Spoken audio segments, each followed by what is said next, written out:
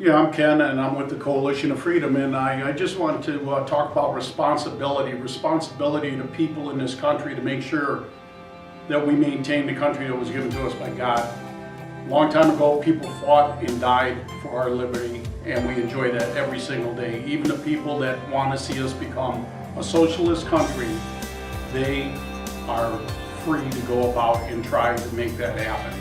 We have a big responsibility. We have our military personnel coming back from war. We have our children or nieces and nephews. They're graduating from college. Where are they going to get a job? Why can't they get a job? Because we have a government that wants us to suffer and become reliant on them. This government wants us to go ahead and continue to vote for the people that will hand them freebies. People have more dignity than that. People want to be able to achieve things in life, and they're taking that success away from us so that we become vegetables. We have our right to grow. That's a right that they're taking away from the American people. And it is our duty right now to come together as a nation and get this country back on track. That's what Coalition of Freedom is all about. It says it in the name of the title. Very recent news, everybody's familiar with it. It was the Keystone Pipeline. They're playing games with our livelihood.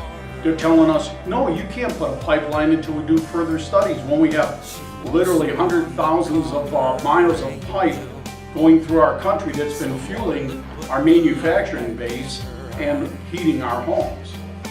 They tell us there's a moratorium on fracking. Why are you doing that? They want more control. It's pretty darn obvious. The Coalition of Freedom is making a very concentrated effort to push for compressed natural gas in our public school systems, in our fleets of police vehicles and emergency vehicles where they can have a fueling station and not be concerned about running out of fuel. Compressed natural gas runs $1 a gallon versus oil, which as the market goes up, oil goes up right along with it. So if we're going to recover, how long are we going to recover? What kind of recovery? Because as soon as we get back to $4.50 gas, and the current administration said they'd love to see $7 a gas. Well, what's the message? The message is to keep us suppressed and to keep us dependent upon them. As a parent, as a grandparent, as a newlywed couple with your 7-month or your 11-month-year-old child, you owe it to them to get busy and join. And the Coalition of Freedom right now has the best concept going to gather all the patriot groups and other grassroots that have an interest, the environmentalists. You know, I want clean air. I want to be able to go to my drinking tap and not worry about it. When I was a kid, I walked out into the lake from Edgewater. I got ankle deep into the lake. I looked down at my feet, I couldn't see my toes. You think I want dirty water? No, I don't want dirty water, but I want a responsible management, not shutting down coal mines where people are going to work and increasing the rate for a kilowatt hour from 10 cents to 20 cents, depending if you're going to go with wind energy or solar energy, when coal can produce at 2 cents a kilowatt hour. So when you're looking at the energy and where they're trying to tell us for our environment, we need to have clean, we need to alternate our sources of fuel. We've been keeping up with scrubbers. We have clean coal. We have natural gas. There's plenty of ways that we can keep our price down.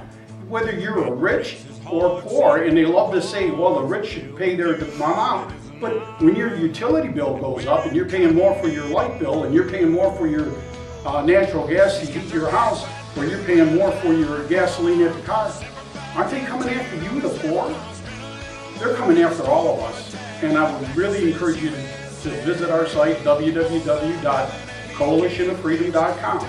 And that site will explain the different umbrella groups that we're putting together to push for our jobs and opportunities that if the government isn't going to give us the right to go to work and decide where we want to work and who we want to work for, then we're going to have to take it upon ourselves. That's the responsibility that we owe our children and our grandchildren and returning soldiers coming back from Iran and Afghanistan. They were over there fighting, and a lot of people can debate why they were fighting, but we can agree on one thing. They were fighting dictators, and normally when we fight socialism or dictators. Okay? Don't we owe it to them that when they return back to this country, that they come back to a free country, and in 6 months or 12 months or 2 years from now, they're not out in the streets fighting socialism that's taken over all their earnings or their savings or their even livelihood or opportunity in life to, again, allow us to prosper, allow us to gain. That's a right given to us by God. And I would ask you to visit our site. Thank you very much.